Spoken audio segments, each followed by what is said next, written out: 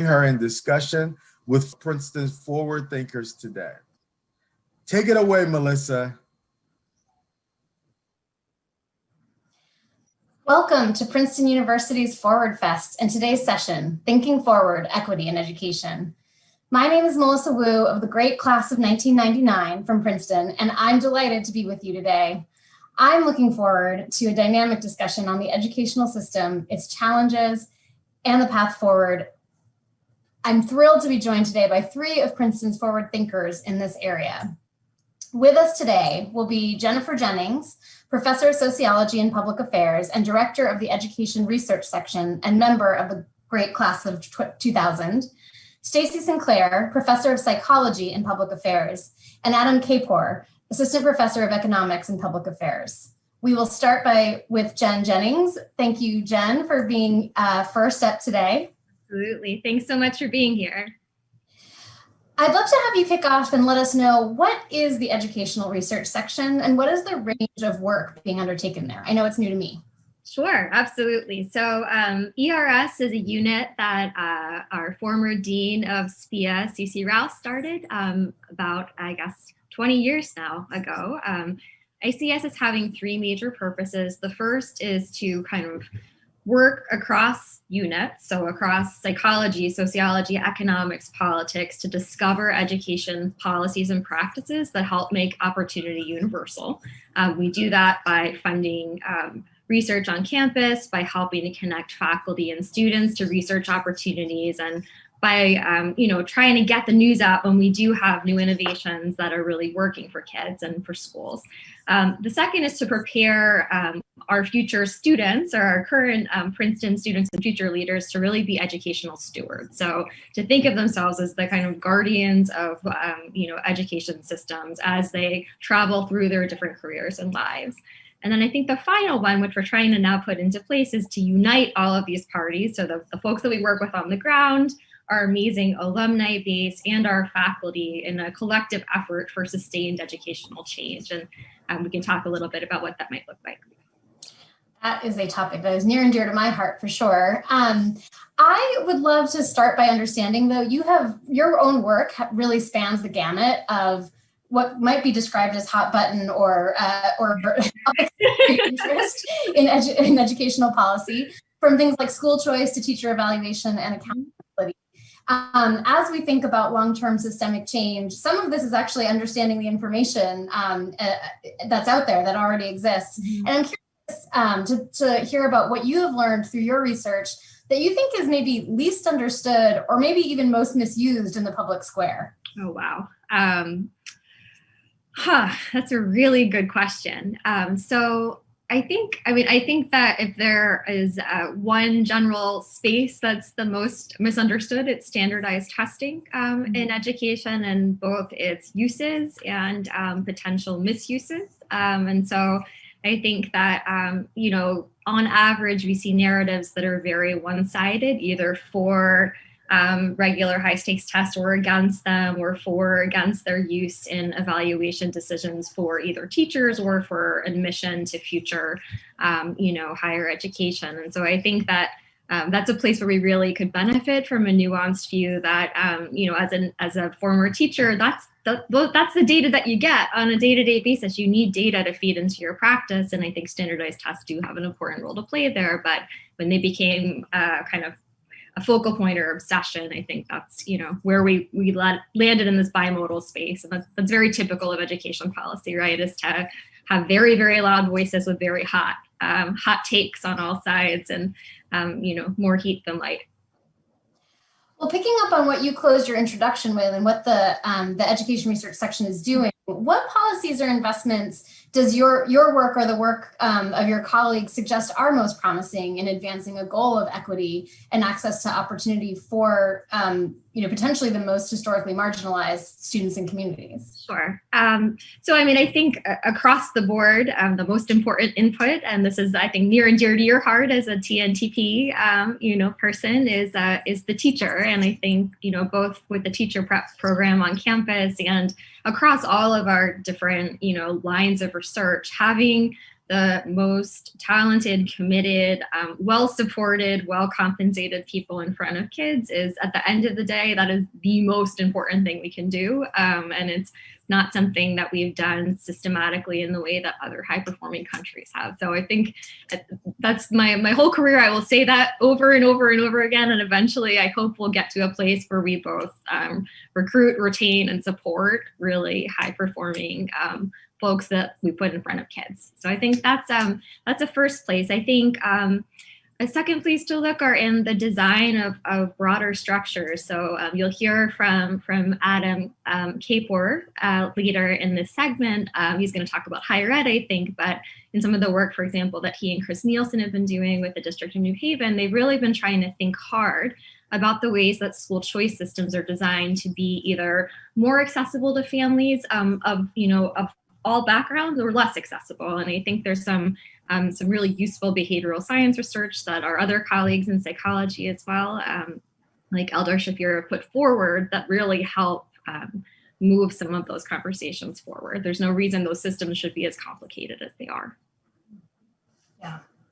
So as you think about the barriers, practically speaking, in implementing either the structures or the policies, what are some of the insights that you can draw, either from a specific area, like a specific place, an area of research, or if you are able to draw generalizations across different sites?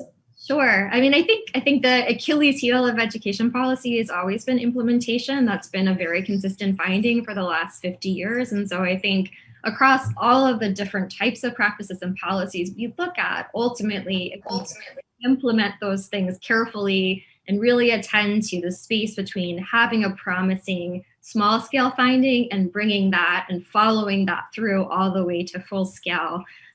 Things tend to fall apart, and implementation is not sexy. It's not something that people, wake up in the morning and think about, maybe besides me, but it's, I think, the most important work. And that really involves careful tracking, kind of recursive, feedback loops of thinking about how do we continuously improve the work that we're doing on the ground. We've made huge strides for all of the negative news out there. I mean, we have made huge strides in those spaces in the last 30 years. No, with the complexity of 13,000 public school districts across the country and the need for incredible implementation capacity, that's certainly something that we think about or that I think about as well. So you're not alone in it. This year in particular has presented unprecedented challenges and disruption for K-12 education systems, students, and their families. What are you seeing, or what does your research and experience suggest that we should be paying close attention to, either in this moment or as we recover? Sure. So the thing I've been thinking a lot about personally is really scaling testing that's high quality, quick turnaround, and easy to use. So a partnership that both my life partner and research partner, Bob Darnell, who's a professor at Rockefeller, has created a really low-cost saliva test. So, we're really thinking about ways that could be brought to scale in districts like New York City or in other, spaces that are in the broader Northeast area and close to the lab, so to speak. To make it not just getting kids back in the building, but getting kids back in the building safely and ensuring also that the teachers and adults who are in the building are safe there as well. We've just had a huge explosion of staff cases in New York City in the last couple of weeks. And I think, when we talk about community spread, there's not enough attention being paid to the safety of the adults in the building as well as the kids. I'm going to round out with a last question. Your own background shows how Princeton develops leaders in education. I think the pre-read materials show that there's a long history of folks who are working and spending time in this field in all different parts of it. You studied in the policy school and were part of the program in teacher preparation before going off to Oxford and Columbia for advanced degrees in educational policy. Can you speak to how Princeton is continuing that tradition of nurturing educators and those interested in policy, and how that work of preparing the students and future alums and the broader community at large to work at this collaborative effort in advancing equity in education? Sure. So I think, one of the biggest things we've done is to really try to expand opportunities to study education on campus. I know it was a big frustration when I was on campus. There were very few classes that were offered. So we've grown the education policy class to be much larger in terms of people being able to access it. It was 70 people the last time we taught it. About 5% of seniors actually write theses related to education. It was such a magical moment when I went through, all of the different theses for the last 3 years and found that. So I think that's one of the major ways that we're helping Princeton students to really engage with serious policy issues, ranging from, I've supervised theses on vocational schools in the Dominican Republic to currently supervising a thesis on elite colleges in Japan. There's just such a remarkable range of work that's happening. So I really think that the research components, the junior and senior independent work are really spaces where we're trying to push on that. That's great. Thank you so much. Great. Thank you. So thank you so much, Jen. Next, we're going to talk to Head of Mattey College and Psychology and Public Affairs Professor Staci Sinclair. But before we do, we're going to take a look at Princeton's teacher preparatory program, which has been creating K through 12 educators at the university for over 50 years. And then we'll be right back.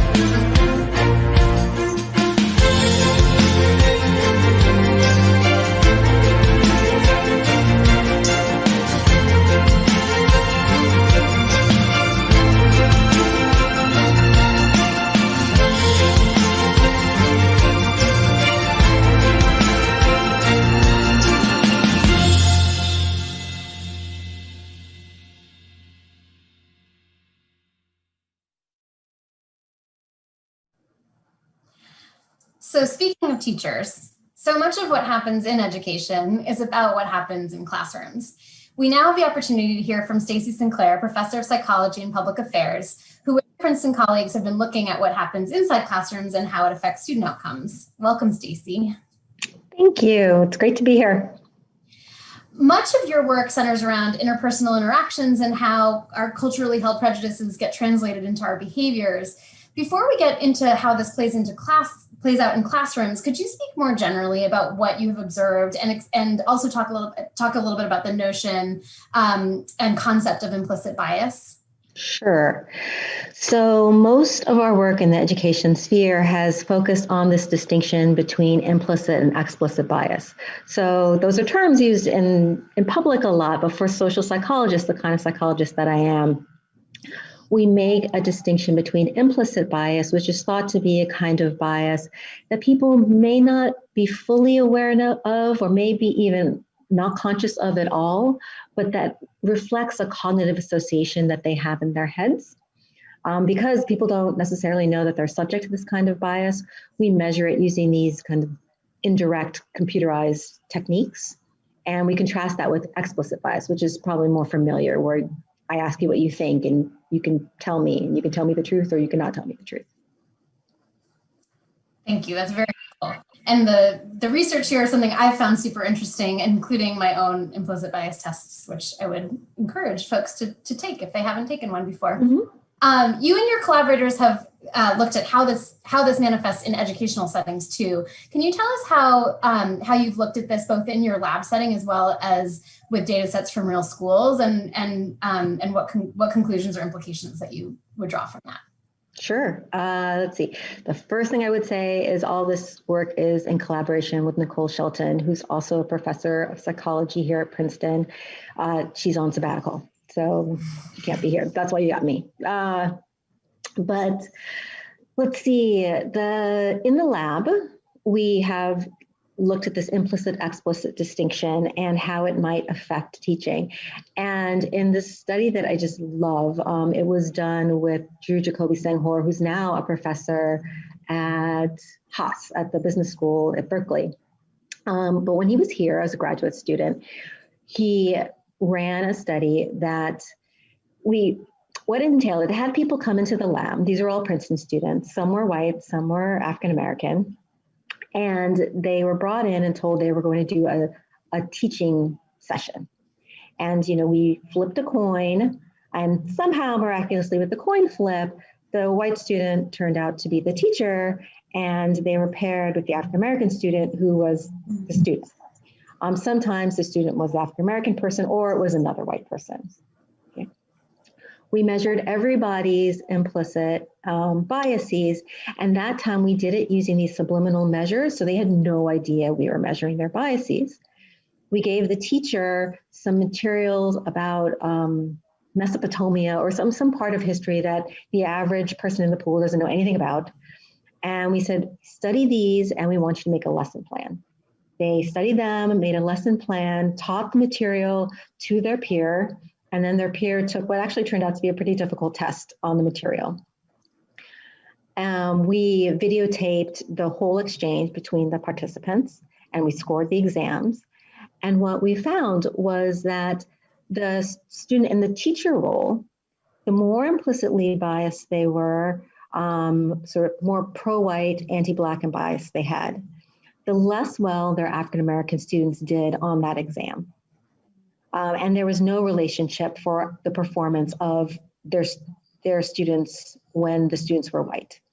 So the implicit bias is predicting the actual scores, how much learning that peer was able to do. We watched the videos, we had objective coders watch the videos, and eventually what we figured out was that the more biased the teachers were, the more nervous they were. So I think what was happening is they were feeling maybe this little blush of negative affect or a little bit of anxiety. They didn't really know what to do with that. And so we discovered, and so they're trying to regulate it. And therefore, it actually turns out they simply gave less good lessons. And the lessons are what predicted the African-American students' performance on the test. So I think our biased students were trying to regulate their biases, and they were so busy regulating their biases, they weren't as effective teachers. That is fascinating. Abstract, I would not have guessed that final takeaway, but in fact, there were real world learning outcomes that were disproportionately or exclusively affecting the Black students, the Black participants in the study. Mm-hmm. Not a result of the actual students in the study, but a result of the teaching in the study and the regulation of those implicit biases. Yes, in fact, we followed up that to be able to really put a pin on that. We took the lessons that the teachers gave and we gave those lessons to a group of non-Black students, and they performed exactly like the Black students did. So really it was about the lesson and nothing to do with the caliber of the student. That's really interesting. That was your lab experience. Have you seen this play out in kind of field research and in classrooms as well? Yeah, so fortunately, actually, thanks to the Overdeck Fund, so alumni giving, we were able to partner with a number of fantastic middle schools who did the miraculous thing of letting us go in and measure the implicit and explicit bias of everybody, all of the students, all of the teachers, as well as get a sense of the students' comfort in the classroom and the students' grades. And so we're able to look at whether these processes are working the same in actual field settings. And the deal we have with these schools is to take an open-minded approach. So we measured implicit and explicit bias to see if we could replicate our lab findings, but we also measured almost everything else that psychology tells us might affect these interpersonal interactions in the classroom. And we looked at the data with an open mind. We figured out what the predictors were of the achievement gap among the students. And now we're partnering with the schools to try and develop interventions that are tailored to the specific predictors at their school. And the idea is, over time, we're hoping to develop processes by which we can kind of go in efficiently and diagnose schools and figure out what the biggest predictors are of the bias, and then tailor the interventions to those contexts. And can you give some concrete examples of what those predictors might be to help us understand what that looks like? And So it could be teachers' implicit bias, it could be their explicit bias, it could be their mindset. So if research has shown that teachers who think people are intelligent or not, they may instill more achievement gaps than teachers who think intelligence can grow. Mm-hmm. We also measured a number of things amongst the students. So if the students are experiencing stereotype threat, the low status students, then which is just a concern that they might be seen through the lens of stereotypes, they might do less well. We measured their sense of belonging. So if they feel like they don't belong in the context, then it's hard to really invest and do well. So we measure all of the things on the student side. We measure all of the things on the teacher side, and then we see organically in the school what is happening in that school. Stacey, I have so many questions for you, but I think we only have time for one more. So I'm going to choose one that I know is top of mind in this moment. I hear every day, I know educators in particular are grappling every day with how to navigate issues of racial and social justice in their classrooms in the wake of the, really 3 national traumas we've experienced in the last year, a global pandemic, the murder of George Floyd, and the calls for racial justice. And even in the last week, what we saw happen in the Capitol. And the statistics in teaching and learning suggest that this is often happening with white teachers who are supporting classrooms of students of color.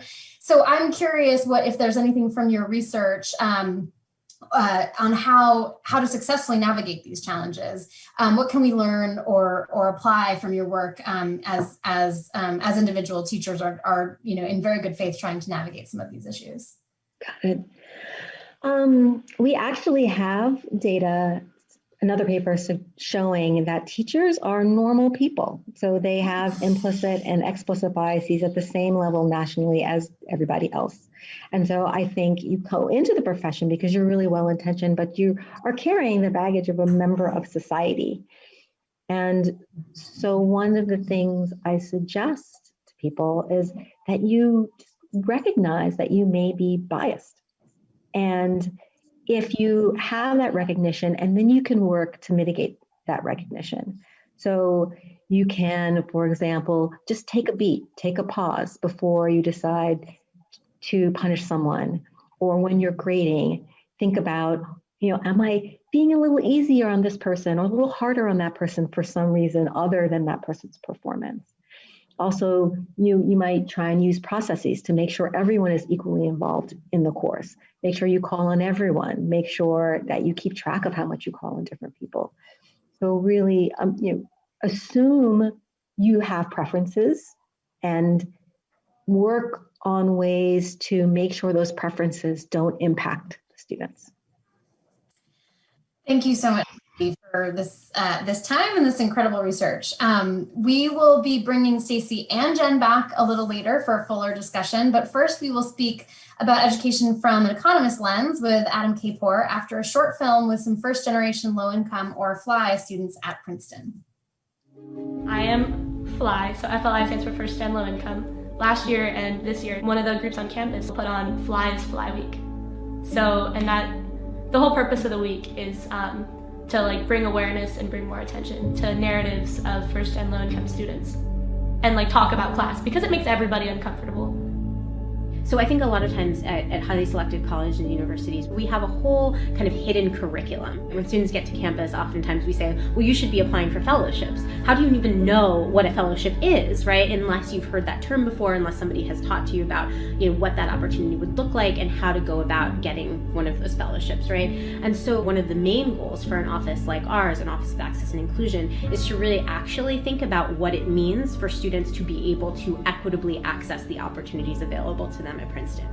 Programs like FSI, Freshman Scholars Institute, exist to ease that transition. So Princeton's FSI program happens for 6 to 8 weeks over the summer between a student's senior year and freshman year. And it is specifically designed for first generation low income students to experience taking 2 Princeton courses for credit, as well as experiencing extracurricular options. That was kind of a gateway into the rigor of Princeton.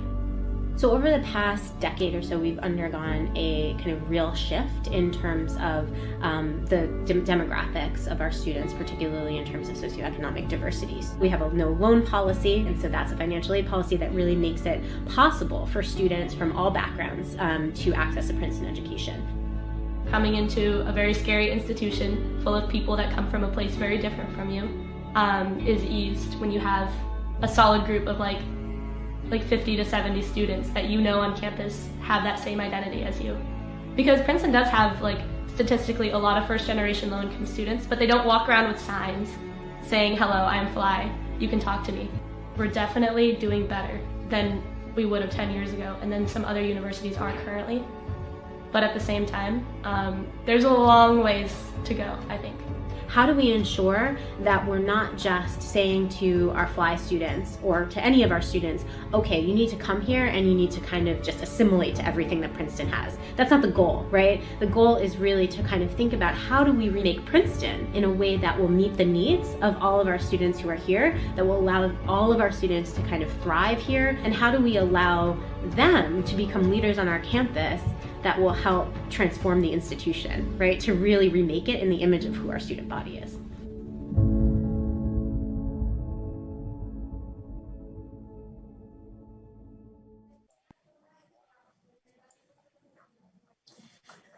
Welcome back. We're here again with Adam Kapor. I'm glad to welcome you to the discussion, Adam.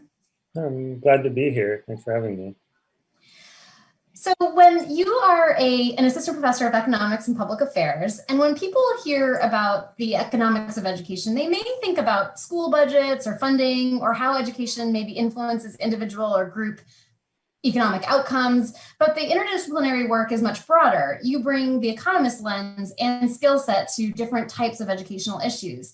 Can you tell us what types of things you study and how you became interested in it? Yeah, great. Yeah, I'd be happy to. So I guess the kind of big picture, what I think about is trying to better understand barriers to equity and fairness in education and sort of in both higher ed and schools. So I kind of got into this because I lived in California briefly, and I was interested in their college admissions policy, where they kind of had eligibility in the local context. So if you did well relative to your high school peers, you could get into university. And so when I got to grad school, it was sort of harder to get data from them, but I ended up getting data from Texas and looking at Texas Top 10, which is, you may know, a policy that said that if you were in the top 10% of your high school class, you would be able to attend any of the universities in the state, including UT Austin.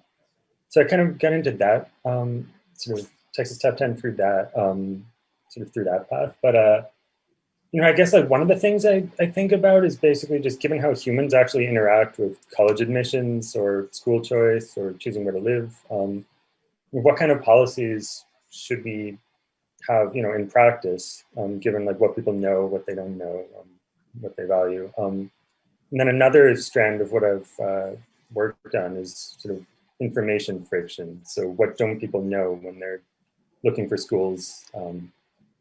Would it help if you inform people? What are the limits of providing information, and how can we design policies that are kind of simpler and more transparent to sort of reduce some of the inequalities that you get when some people know more than others about how to play the game.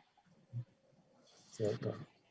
I am hoping that we can dig in a little bit to both of those topics. But before we do, I'd love to just hear your perspective on how the discipline of economics or the tools of econometrics actually contribute to our understanding of these issues, because the issue of barriers to equity and fairness, I think, is what brings all of us onto this call. But interested in how some of those tools might help us understand it through a different lens.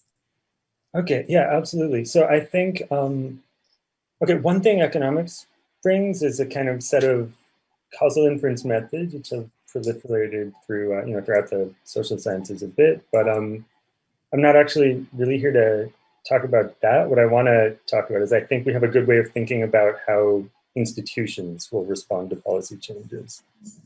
So we can kind of model what schools will do, or model, a college admissions policy and think about how that would change, if you were to change, say, the Texas Top 10 law. Okay, so we have ways of thinking about that. We've had models and ways of thinking about, how like people interact with these things, these kinds of policies. And there, one of the things that I've been trying to do is like, in our work in New Haven with Chris Nielsen, who's at Princeton at the school, and Seth Zimmerman, who's been my co-author on these projects, is, like talk to people and figure out like how they think about the process, and then do some kind of interviews where we sort of ask people what they know and what they don't know, and sort of linking that kind of work with models that we can use to think about policy changes. So, so I think both the kind of like causal inference, like how can we, make a causal claim when you have observational data, but also kind of linking like what we know about people with models of how institutions behave. Well, turning information into insight that can then be applied through policy or practice is incredibly important in the context we are today. And your investigations into some really important topics in education policy today, both affirmative action and school choice, are definitely things we want to hear more about, and I understand have led to actual policy recommendations that have been enacted. I'm curious. Perhaps potentially to start with that information friction that you were talking about in terms of school choice in New Haven. I'd love to hear more about that work and what you learned about school choice and how that impacts both policy and equity in education.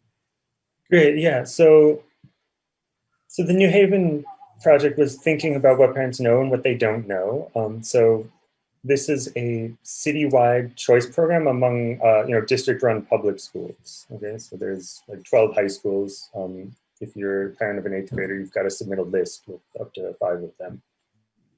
And there's been a bunch of work in economics thinking about like how do you design school choice to give people what they want in a way that's fair and kind of respects the capacities of the schools, which kind of assumes a lot of rationality on the part of parents choosing schools and a lot of knowledge. So we sort of, one of my co-authors is a parent in the school district, and we presented the materials that the district hands out to parents, and sort of presented it in a seminar to like game theorists, and they were like, we don't understand how like you would optimally play this thing. We don't have enough information to do that.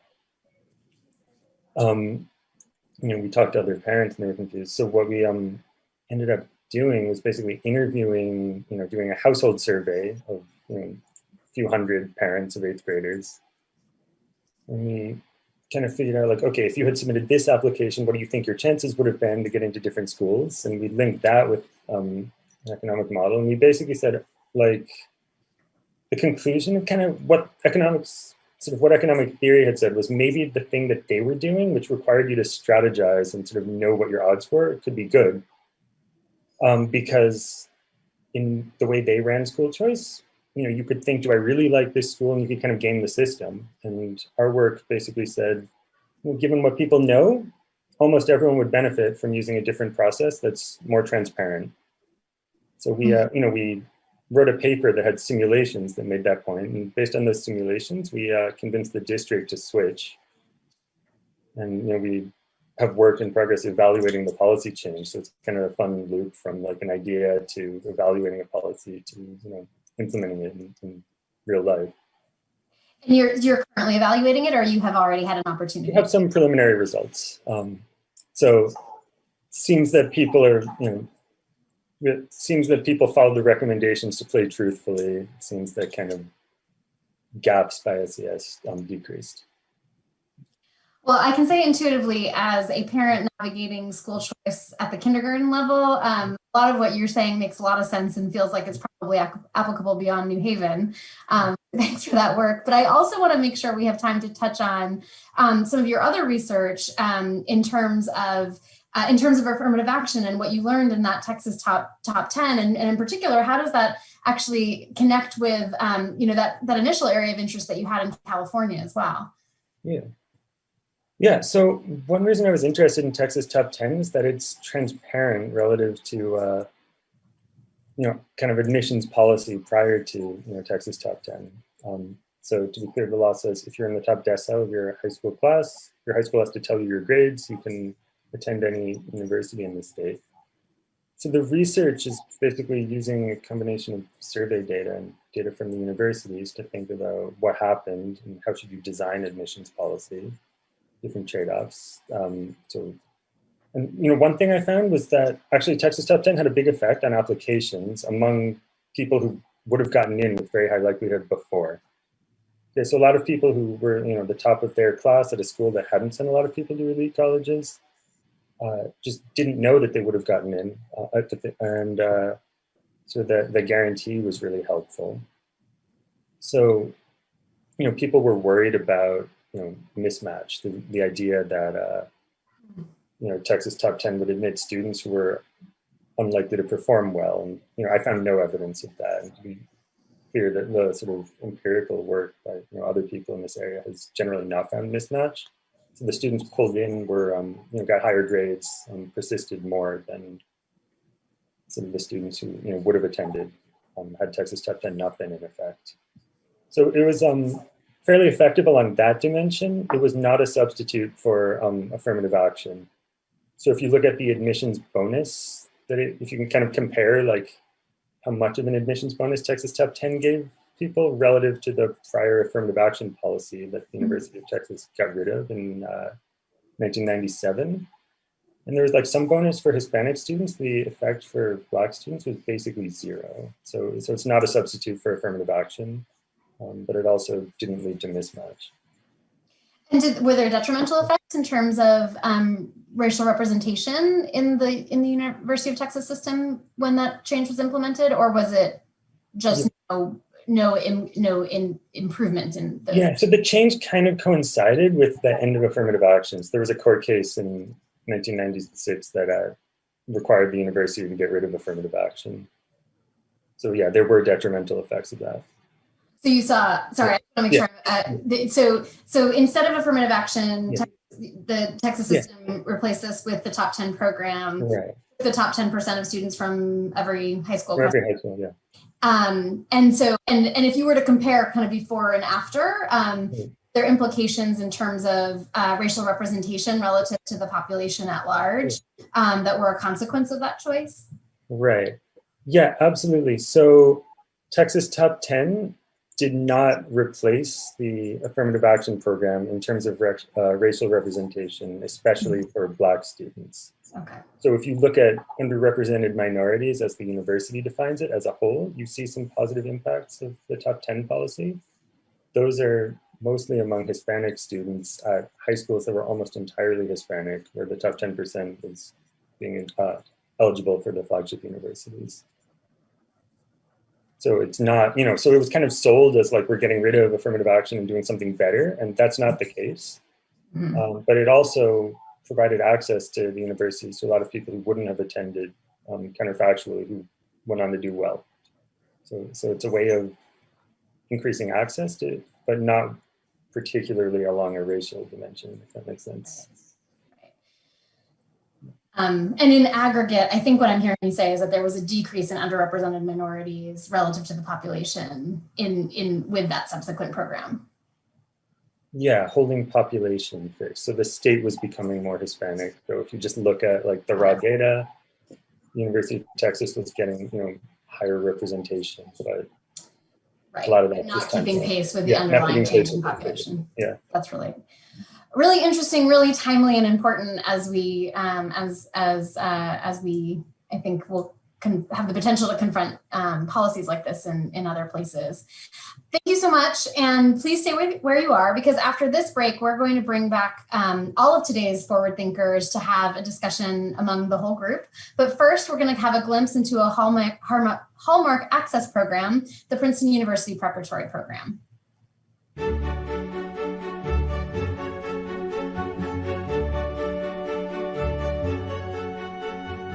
Founded in 2001, the Princeton University Preparatory Program is a comprehensive college preparation initiative that serves low-income, high-achieving high school students from 5 districts in the Princeton-Trenton region.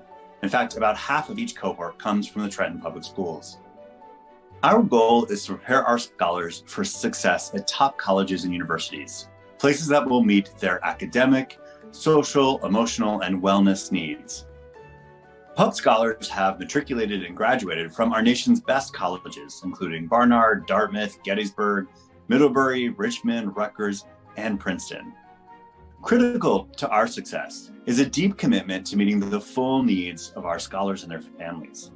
PUP is more than just academic courses and college tours.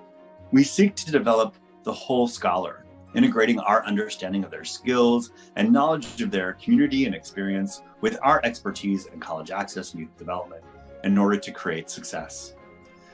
Selected in 9th grade through a competitive admissions process, scholars participate formally in PUP throughout the remainder of their high school career and into college.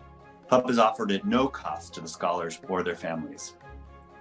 The cornerstone of PUP is our 6.5-week summer institute, which features a formal opening ceremony in the University Chapel and an overnight leadership and community building retreat at the Princeton Blairstown Center. Summer courses include writing, art, science, math, literature, and college prep. The Institute is enhanced each summer by theme-based study in literature and art, as well as college tours, yoga and mindfulness courses, and excursions to regional cultural institutions. Throughout the school year, scholars participate in weekly after-school enrichment sessions and attend 6 to 8 excursions to regional theatrical performances. PUP also supports college access in our region through our leadership with the Greater Trenton College Access Network, a collaboration among schools and higher education and community-based youth development agencies in our area. Please visit our websites, pup.princeton.edu and gtcan.princeton.edu to learn more about our work.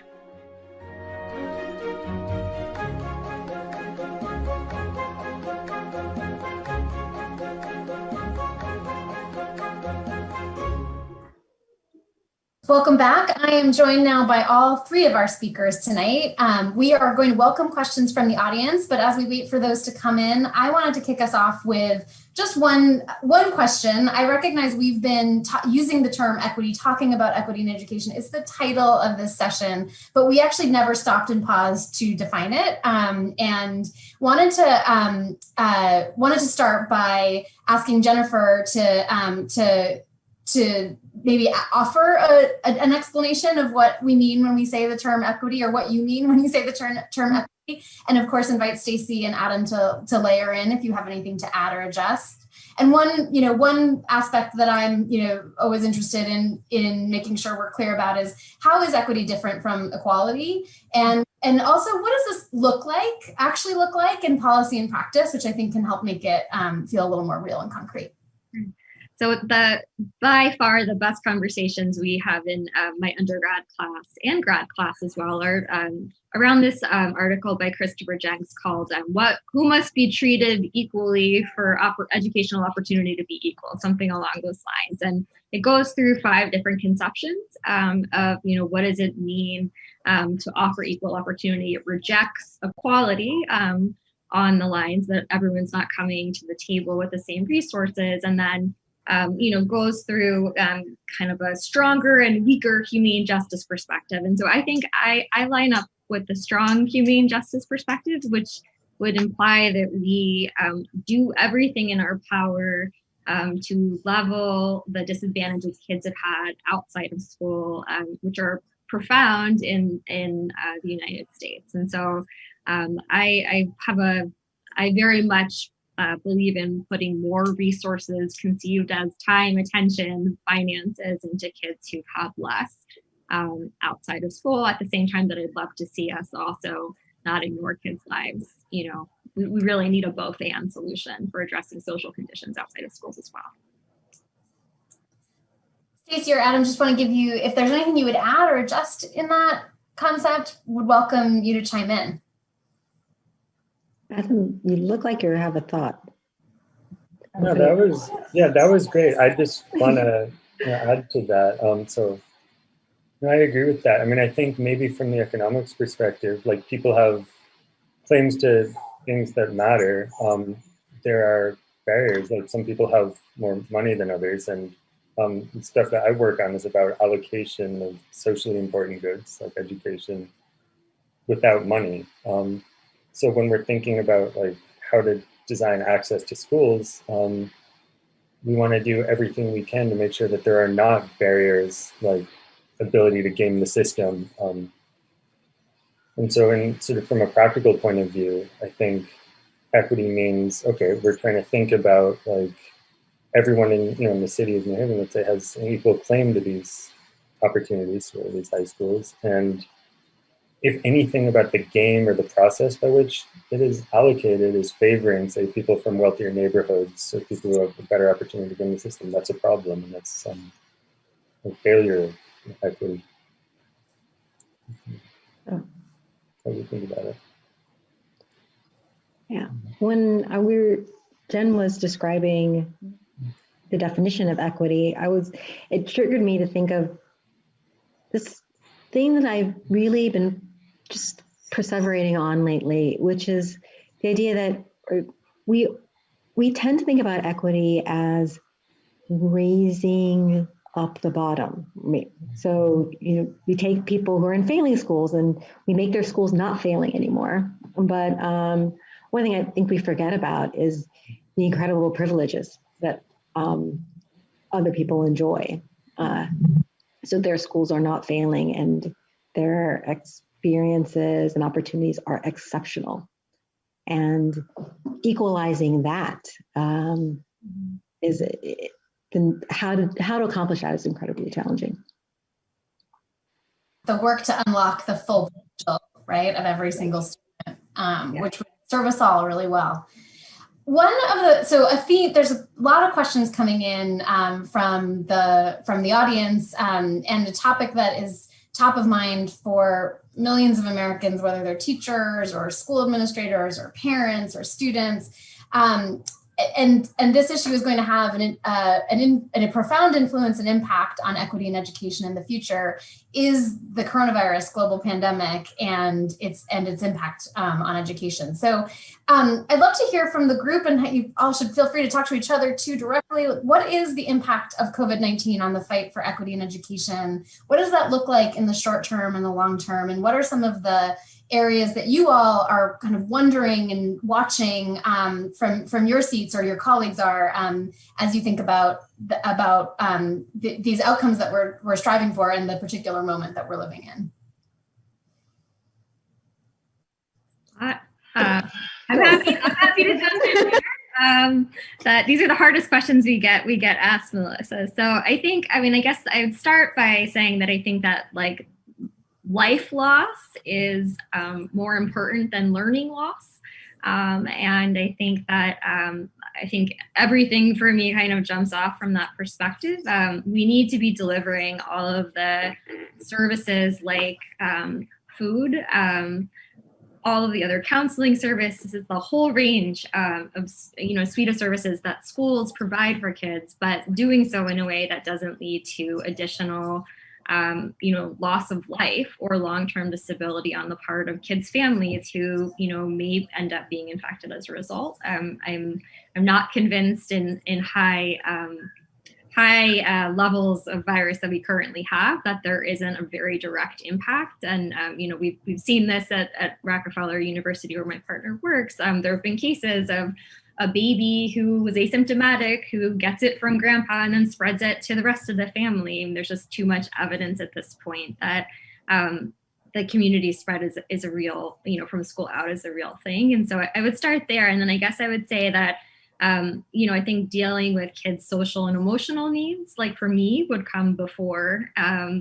reading and math. I think that reading and I've taught ninth graders, you can catch kids up at any point in their trajectories, but I think their overall well-being needs really need to be attended to right now. Yeah, so I live in a really dark world, so I 100% agree with Jen.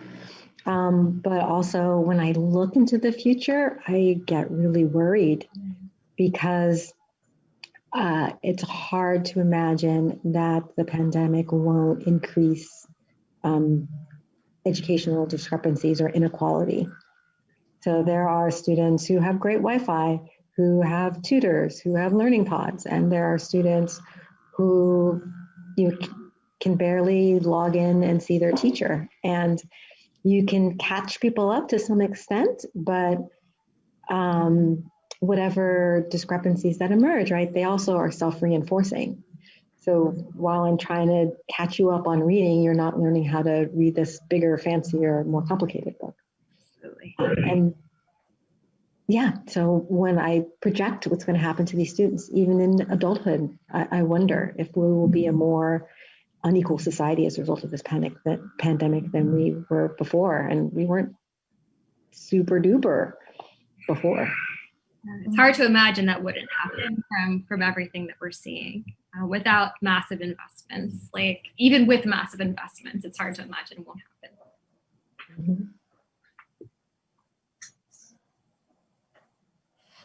So I asked what was a really broad question. I think to scope that question a little more narrowly, and you both have started to answer this, but what are the questions that you think we will need to answer as we leave the pandemic, and why are those important? So if we don't think about maybe this moment, because this moment is really hard and there's a lot of noise, but as you, particularly in your seats as researchers, what are some of the questions that are top of mind for you as we think about, as we come out of it, to diagnose potentially what are the needs?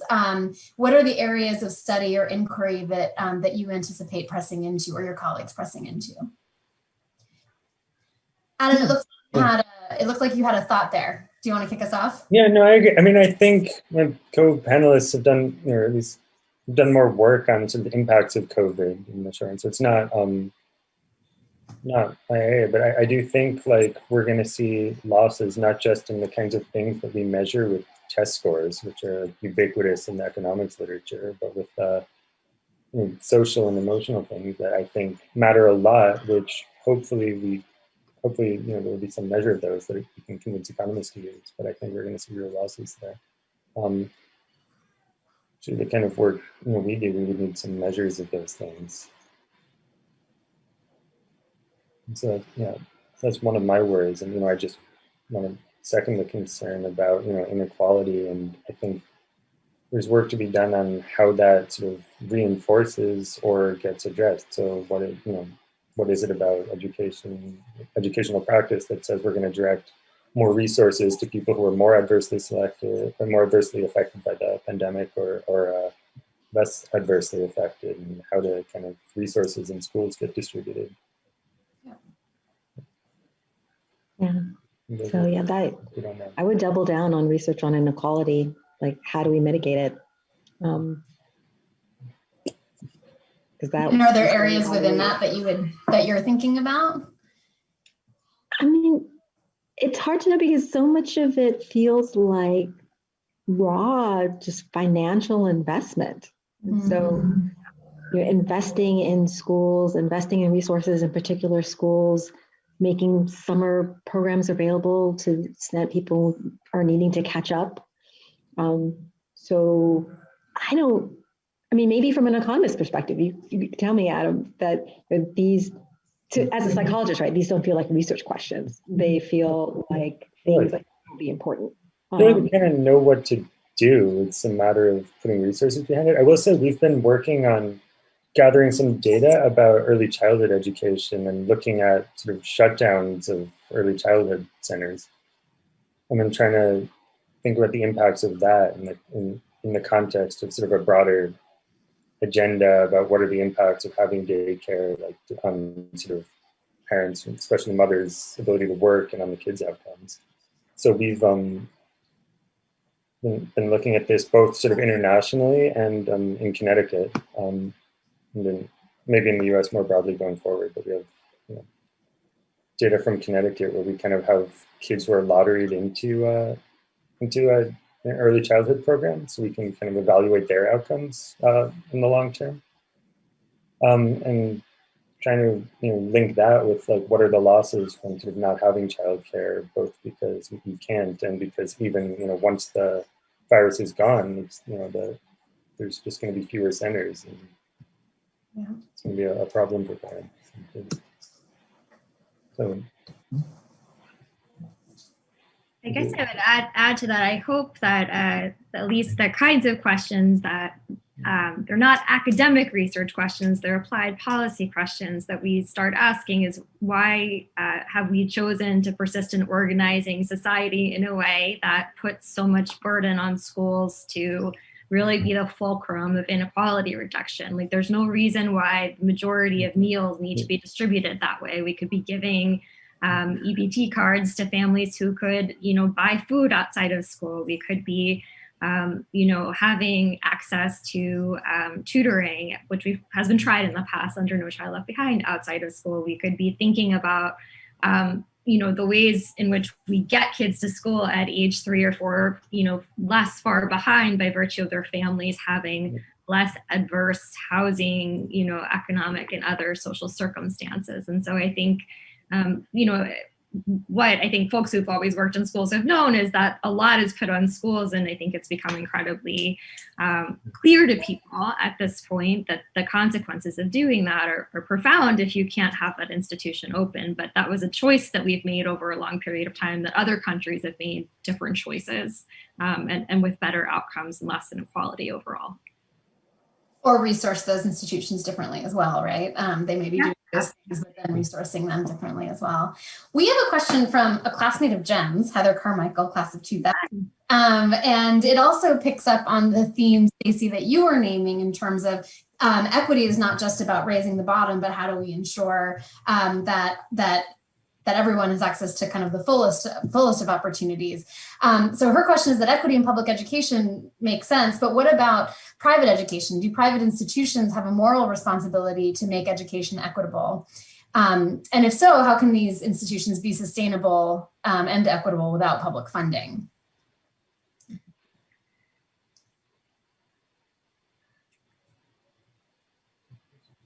I think it depends on what kind of private institution you're talking about. That's my first thought.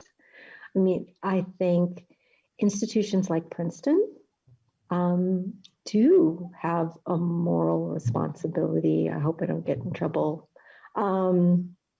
for ensuring there is opportunity for social mobility. So places like this are such vehicles, potential vehicles for social mobility, that how we distribute the opportunity to get on that mobility expressway is incredibly important. And with incredibly important, in big resources and big opportunities come big responsibilities. And fortunately, I think, though, as a society, or at least if we think about our alumni and our giving bases, I think people are seeing the value in trying to facilitate the flourishing of everyone. Right? I think our society will be a better society if everyone can live up to their potential. And hopefully people are seeing that more and more and trying to facilitate that goal. Yeah, I mean, I guess I would add to Stacey's point that that first, I think that we all, irrespective of sector, have a moral obligation to ensure children's opportunities like for the future. And then I think second, to really think about the ways in which private institutions, both in pre-K to 12 and in higher ed, have created opportunities for people who already have more to accumulate yet more resources. And I think one of the most exciting things, and one reason I came back to Princeton, was really seeing the access work that the university has done, which is we have a long way to go. It should never be the case that we have more kids in the top 1% than we do in the bottom 60%, and that still remains the case as far as I'm aware. But relative to when Melissa and I were enrolled, it is enormously more diverse in terms of economic background. And I think that's really, Princeton can keep moving down that pathway. And I really do hope, and people like Stacey and myself and Adam, I'm sure will probably be pressuring the university to do so, that we've done a lot, but we have a lot more work to do, in ensuring that we're finding, investing in kids from a whole range of backgrounds. The resources that Princeton provides are profound, just really profound instructional opportunities, profound peers, and we have to think really carefully about how we allocate those. We have a responsibility to search broadly, to not just visit like all the private schools and 2 public schools in the city. Responsibility to search as much as we can. And we also have a responsibility to try and make the institution function for everyone once people get here. I think sometimes it's easy to forget that. So once people come, you want to help them succeed, you want to help them feel comfortable. What I hear in all your comments, and in answer to maybe the last part of Heather's question of how do you make this sort of sustainable and fund it, right? Frankly, part of what I'm hearing, or maybe this is me overlaying some of my own perspective on it as well, is that private institutions, particularly the ones where that bring with them tremendous opportunity, also have tremendous resources and have choices around how they allocate those resources. And so, with that resource and responsibility and the moral obligation sort of comes a set of choices that each institution has the capacity to make for themselves. Though that begs a question which may be beyond scope for this panel, but what is the pressure mechanism, right? As what are the ways in which you inspire that change more societally and in more institutions? I don't know if any of you have perspectives on that. Yeah, I mean, I think research has played a large role in creating that pressure. So Raj Chetty, John Friedman, Nate Hundren's team at Harvard is really, by putting those data out there, it shamed universities, Princeton included, into saying, wow, we now have data on what we all always suspected. I remember Marvin Bressler saying to me when I was a student, Jennifer, we have rich kids of every color at Princeton, which is an incredibly, crass way of putting what those data, came to bear, that our economic diversity is substantially less than other forms of diversity. And so I think that getting transparency around who has access is a big part of that. Yeah, so it's funny, your question actually reminded me a little bit of some research I did before I did the research that we were talking about. Research earlier in my career was on this phenomenon called social tuning. And we did these experiments where we would have the experimenter literally just wear a shirt that said eracism, not e-racism. This was the days before everything was e-commerce, right? It was erase racism. And just interacting with an experimenter who had an anti-racist t-shirt and was nice reduced the implicit biases of the participants. And so as a function of that line of research, what I would say to people is you can make a difference with the people around you if you are clear about your egalitarian values and you're a nice person. And then, right, their change, right, they could change the people around them. So I think it is easy to think about, I mean, you have to think about broad institutions and these sort of big levers, but also if each of us just worked on the people around us, we could, change everybody. Snaps to that. I like that. Oh, it's absolutely true. And I think in things like, in terms of not just bringing people to campus, but really including and fully incorporating everyone as full members. From a teaching perspective, I think it is really useful to think about who do I call on, how often. It's something I've started having my preceptors keep track of, who help me realize you actually have a much right-leaning bias, like in terms of like literally physically, you're more likely to look this direction than that direction. And, I think those small things do make, I think social change is a, 101% solutions. There isn't going to be some magical, potion that falls upon us and makes those changes that we really need to see.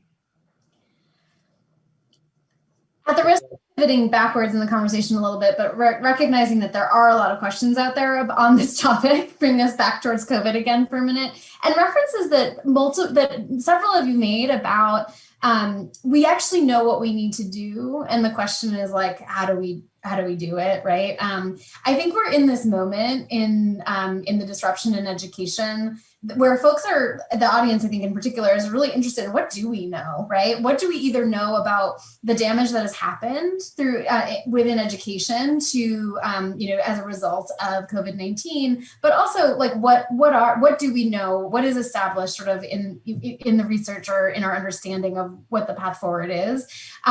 Recognizing that is probably a topic that could take a whole seminar if we wanted to devote time to it. If you had a quick hit on either of those questions, either what do we know about what the problem is and what we've learned over the course of the last 12 months of being in a global pandemic and where some of the problems are, or what do we feel like we really are seeing that is promising in terms of where we might go in terms of intervention specific to this or more broadly.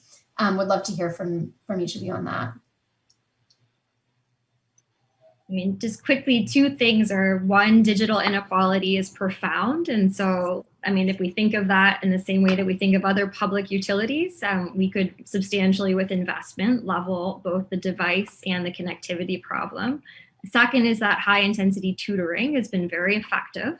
And there are certainly lots of folks across the country who are thinking about ways to really scale high quality, high dose tutoring to help catch kids up. So I would add those two things to the table. Thank you. I would just say, like, we know from fairly recent, work, not my work, but sort of recent work in economics and thinking of like Jackson, Johnson, and Persico, funding schools more seems to help the kids do better through, a variety of channels. But it really is something that you can like throw money at and get better outcomes. So I think like there are real resource gaps that will be more important to close than they were before, which is already super important. And I would add, like, I think one thing we don't know from research is like if we could look at what like Princeton schools are doing or what the schools in sort of areas are doing, think about what parents seem to like those practices. Let's evaluate those kinds of practices and sort of think not only about test scores, but about things that matter for long-run outcomes and well-being. My thought about what we know is actually kind of a classic thought, so I don't know if I'll answer your question. But the thing that I thought that we know and we've known for a long time is that teachers' expectancies shape the outcomes of students. We've known that for a long time. And somehow miraculously, we haven't given teachers the tools to effectively manage those expectancies. I'm hoping that you had that what you just said has an answer to this question I'm about to pose to the group. We have, I think, time for one last question, and I want to end on a note of hope.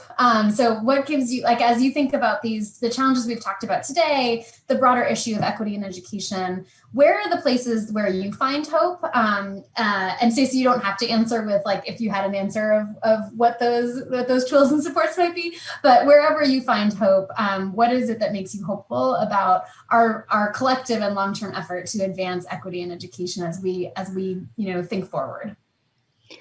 You know what brings me hope, actually? The schools that we're working with.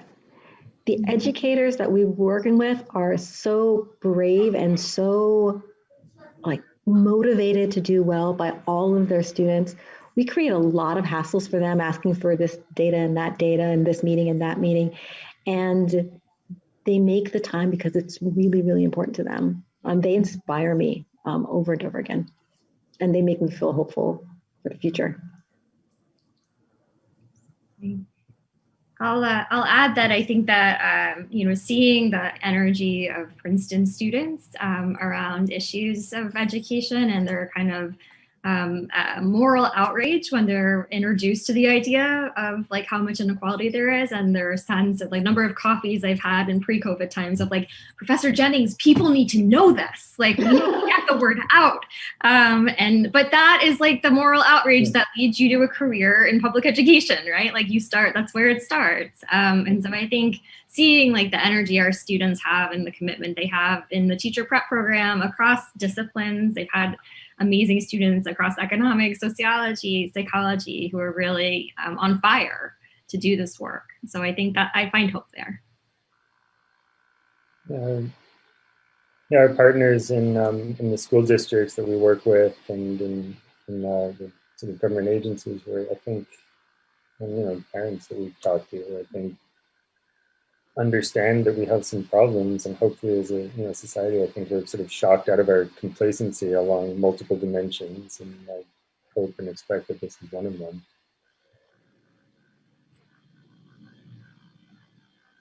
Well, those are all fantastic notes to end on. I thank all of you. I thank our panelists for their research and their time today, and for leaving us with this sense of optimism, and to everybody who joined in virtually and took time in what is a busy and stressful time of year for everyone right now. So thank you all for your interest in this topic, for the work that you're all doing. And I think the theme of people as the source of hope, these systems and structures were born of people over hundreds of years, and we've been tackling it for, I can't actually name the time horizon, but I think that you were right to say we've got more and more people who are enlisting every day, and that those people do have the capacity and the will and the potential to really make transformative change. So that is my hope, and also where I draw hope. Thank you all, and see you next time. Thank you for joining us for January's Forward Fest. Visit forwardthinking.princeton.edu for access to a downloadable resource guide that will help you learn more about Princetonians' efforts toward equity in education. Be sure to keep the conversation going on social media with #PrincetonForward. And until next time, keep up the forward thinking.